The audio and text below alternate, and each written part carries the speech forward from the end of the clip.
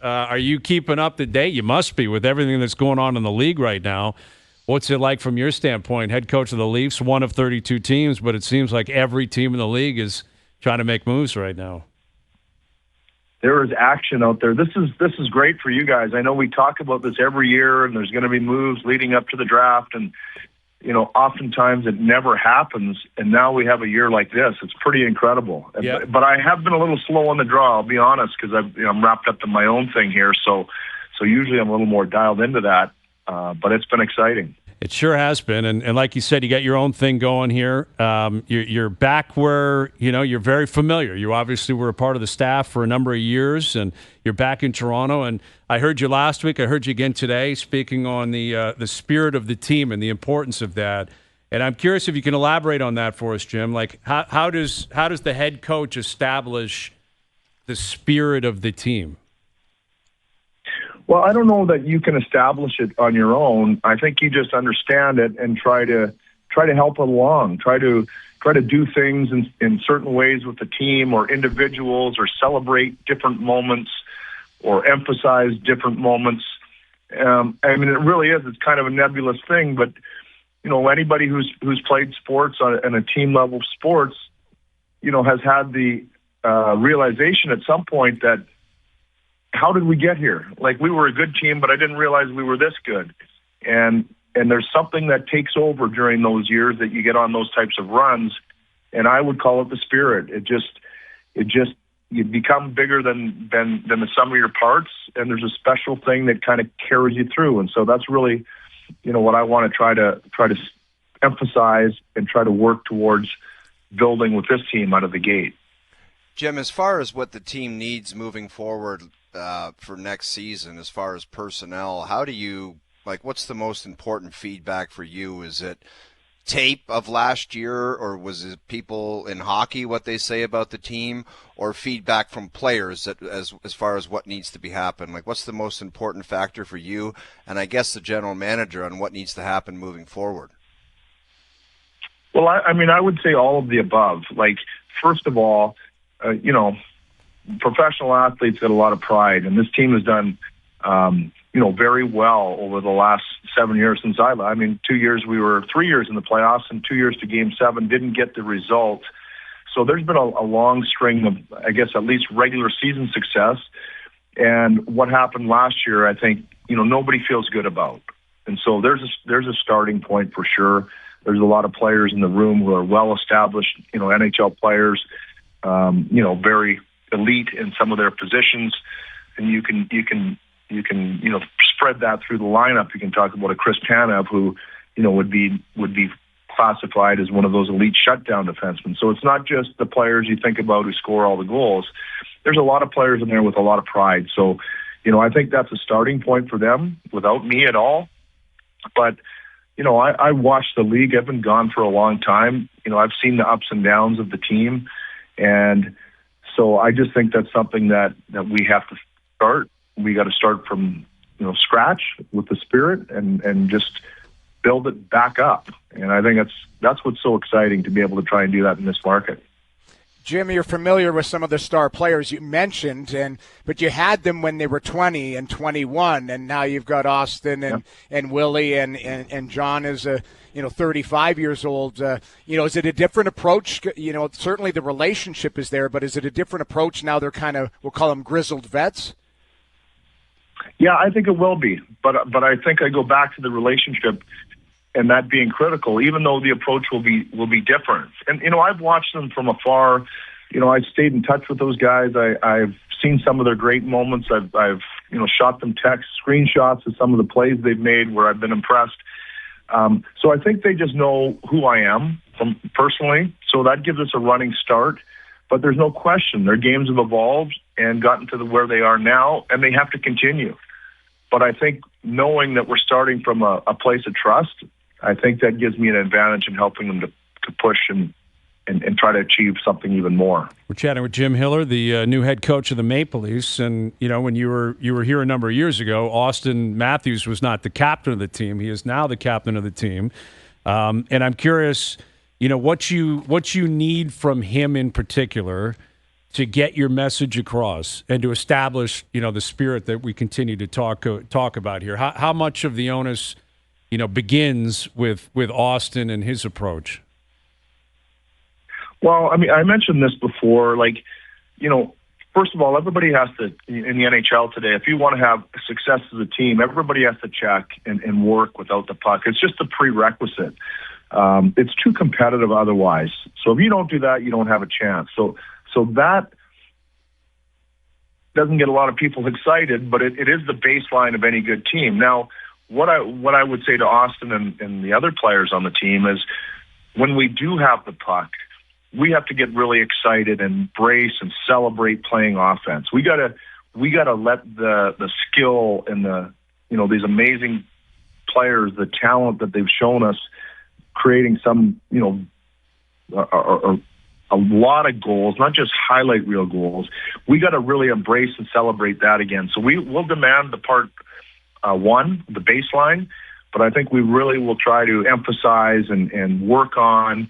And maybe a better word is celebrate, in different ways as a team, getting back to scoring goals and being dangerous. And I think Austin is the epitome of that.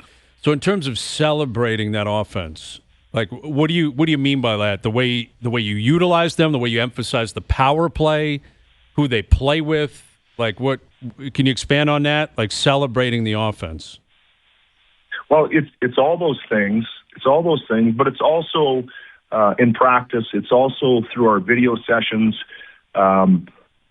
It's in any ways that we can highlight and emphasize and show just the passion and the skill and the creativity required to score those types of goals or create those types of chances. So I want to make sure that, yes, we're banging on our structure and our defensive game and our play without the puck, but I want to give equal time and equal respect to the great talents that we have and try to make it, fun and exciting and a priority, not just to be good defensively, you have to be, but to score goals and to see, guys kind of get that touch again. But I do agree that starts with the power play. I really believe that. I believe the power play can really help those players get their touches, drive the 5-on-5 offense, get them feeling good about that. Jim, I find myself asking this question a lot to coaches like yourself. Does it surprise you how often to hear yourself, you just said the word structure, and other coaches saying we need to get back to our structure in the details? It just seems back in the days when I played, it was you play this way and it's non-negotiable, and now these guys seem to want to go off the tracks quite easily. Do you not find that, where it's this stuff needs to be drilled into them almost on the daily? Yeah, I mean, I think it's certainly it's a drilled in, and I think people understand it, but it's just committing to it day after day, night after night, and it's a drag. And I don't know. At time, I don't know that 10 years ago, 15 years, 20 years ago, that it was as critical as it is today, because the other teams, have pretty elaborate defensive structures that make it so hard to create offense. You have to make sure you're matching that. So when you do create offense or you have that opportunity, you don't need 6. Because it's pretty hard to score 6 in the league these days. You might only get to 3. So it's hard to get to 3. So you can't try to get to 6 by giving up 4 or 5. It just doesn't work. So I think that's why you'll hear a lot of coaches saying that a lot, is because just where the league is at, if you don't have that, you'll never outscore it. You just won't. And so ultimately you're going to be disappointed. Jim, do you think it's important for a coach to be working closely with the manager for not only roster construction, but the type of players that you would like to coach within your system and structure that you've been talking about? I think it's more important than ever. And not just for that reason. I just think it's more important than ever because for me, the manager and the management has to understand exactly the style of play, exactly and I don't think this happened necessarily before, exactly what the systems are. There has to be a review, of course, with the players, but I think also management coaches, regular review about how, why, and what certain players are performing, and good discussion on that. I don't think that was really that critical in the past. I don't know when it's changed, but I do believe now today more than ever that group of people, the coaches, the management, particularly the head coach and the GM, have to understand, because I'm sure there'll be times when John's, not questioning, but wondering why we're doing this. I'll be very clear on this is the logic behind it. This is why. And so at least there's an understanding between both parties what's trying to be accomplished. And again, I don't think that was as necessary before. Today, I think it's critical. When you say not necessary before, do you mean like the Leafs last season, or the way the league is operated in the past? Yeah, I think the way the league's operating. There's always been a level of that for sure, but I just mean it's that you're so in lockstep that it's just very clear. And then I think that gives the management a better idea of maybe the type of player, to the earlier question, the type of player to acquire, why some players maybe are having less success in a certain style or situation, because these are the details that are demanded. So I just think it's really important that everybody is aligned with the style of play, the player evaluation. There's different ways to evaluate players nowadays. We're really clear on that. There's analytics, which is one way to evaluate players.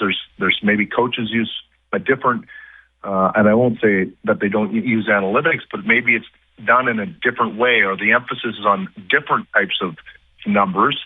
And so I just think that everybody has to understand each other's point of view, so that not necessarily that you're agreeing all the time, but you understand where both sides are coming from. And I just think there's a lot of information, and the communication between the coach and the general manager is critical. With Jim Hiller, so you guys have the first overall pick tomorrow night, and John said today, keeping the pick, there's consensus on the pick. I think we all know who you're going to take. We know you're not going to tell us, but how does that affect your plan for next year? Where, first overall pick, the hype, the market, there's a lot that comes with that. How do you intend on coaching a first overall pick next year? And you can tell us if you want. Well, yeah, you can't tell us who you're picking if you'd like. Sure. Sure. Well, let's put it this way. I was here when we had the good fortune of the last time we took a first overall pick, and that was Austin. Now he came in and he scored four goals. I don't have to tell you the history. Yep. So I've had experience with that. Now, every player, every first overall pick that rolls into town is not the same, and we know that. It's either position or size and strength, physical maturity at that time. They all get there, but they get there at different rates sometimes. So we're just going to have to see. We're extremely excited. We know we're going to get a very talented player, and let's just see exactly where that player fits in. We want him to succeed, but we want to make sure it's at the right pace and at the right time. We know it's going to be a terrific player, but let's just do our best to balance it. And again, I would go back to lots of conversation between the coach and the manager and players and line mates and teammates, and just making sure that we're doing this together. And I would say that was the case with Austin back in the day. We'll get you out of here with a question on, filling out the staff. What type of requirements do you have for filling out your staff? I'll take you back to Lou Lamoriello, who's obviously a mentor of mine. And Lou said it best, it's just like a band. And, you got to try to make sure everything's in tune. You can't have two electric guitar players. You can't have two guys on the bass. You got to try to make it balance itself out. So I'm going through that process right now. I've talked to quite a few people. I think much like John and Matt's, they were very thorough in their process. I think that's kind of an organizational motto right now. And so they've encouraged me to be that way, and I have. And we're starting to get there, but there's still some different ways to think about it. It's not really just black and white. This guy will do this, and this guy does this. It's how do people complement each other, my skill set, and how can I get people to balance that out? So long-winded answer to say we're working on it. Okay, sounds good.